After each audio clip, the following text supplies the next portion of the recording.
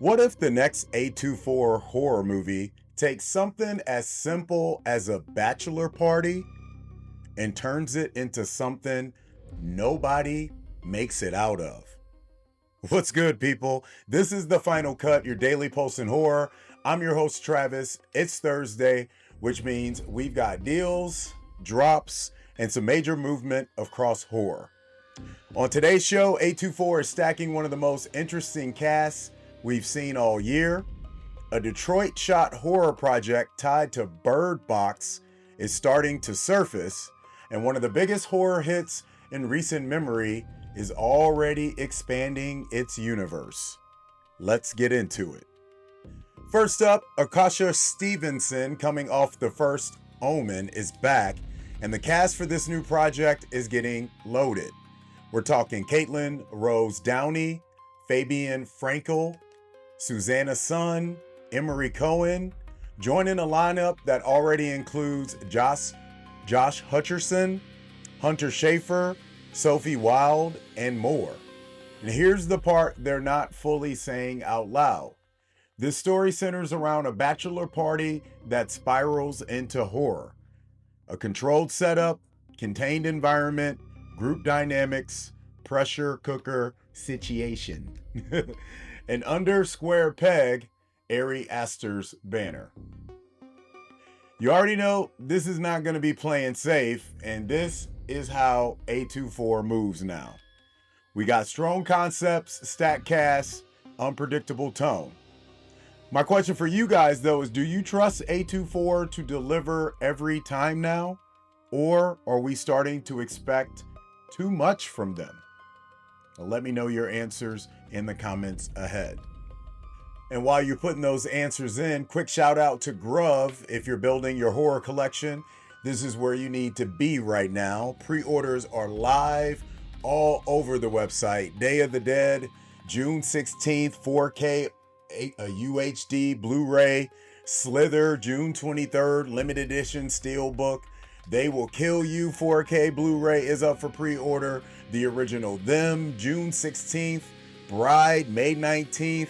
The original movie, not the TV show, The Burbs, June 9th. And that's just the start. And if you're serious about horror, physical still matters. Tap in with Grove and lock in those early. Next up, there's a horror movie that just wrapped in Detroit, and nobody fully knows what it is yet. Right now, it's being called a Ben Evans film. But here's what we do know. It's based on a short story from Josh Malerman, the same mind behind Bird Box. It was filmed in real Detroit locations, including the Redford Theater and one of the most iconic bookstores in the city. And the concept, an obsessive filmmaker working with a cast that includes his dead parents. Yep.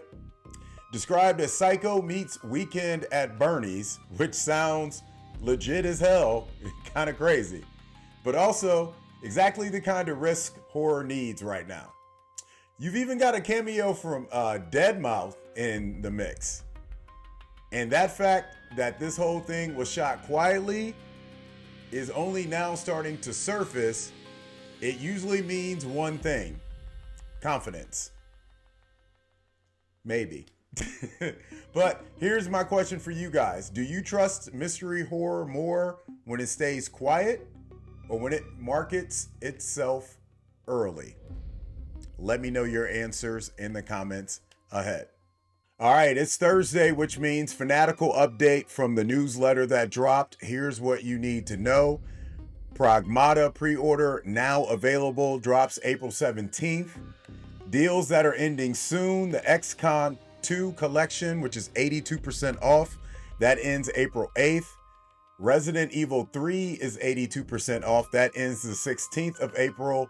Borderlands 4, 91% off, ends April 5th. It's a quick turnaround.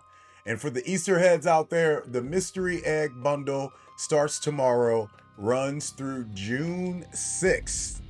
If you're gaming and you're not checking Fanatical Weekly, you're missing value. And finally, Weapons isn't done. Not even close. A prequel is officially in the works, titled Gladys. And if you saw the original, you already know that name carries weight. Zach Kreger is back. Zach Shields is co-writing. And this is where things get interesting. Instead of expanding onward, they're going deeper into one character. That's a choice because prequels don't work unless the character can hold the weight. And Aunt Gladys, I mean, you saw what she did in the Oscars. That's a dangerous perspective to explore. Weapons already pulled in over 270 million. So now this isn't just creative, this is strategic expansion. Get your bag, fam. But prequels come with risk. You explain too much, you lose the mystery. So my question for you guys, do horror prequels make stories better? Or do they take away what made them scary in the first place? Let me know your answers in the comments ahead. Today's take. Here's what today really shows. Horror is building in layers right now. A24 is stacking talent and expectation. Indie horror is moving quietly, but taking bigger risks. And major hits are expanding into full universes. Different approaches, same goal, stay relevant, but the real tension, too much structure kills fear, and too little structure loses the audience. The balance, that's where the future is. Let's lock this in though. What's the most important part of horror to you right now? Strong concepts, big casts and productions, original ideas, or expanding existing stories? Vote on Spotify. And if you got something we should be covering, DM us at HMUNCUT. If it hits, it makes the show. Follow at HMUNCUT everywhere, at Travis Nyquil with an extra L on X if you want to follow me personally. Support the Patreon for deeper coverage and exclusive content. Just search Horror Movies Uncut. Hop on the website, click banners, read articles, watch videos, share and like clips. Let people know about the show. What up to all the new subscribers? Appreciate you guys coming. We'll be back tomorrow to already wrap up the week, just like that. But until then, you guys know the drill.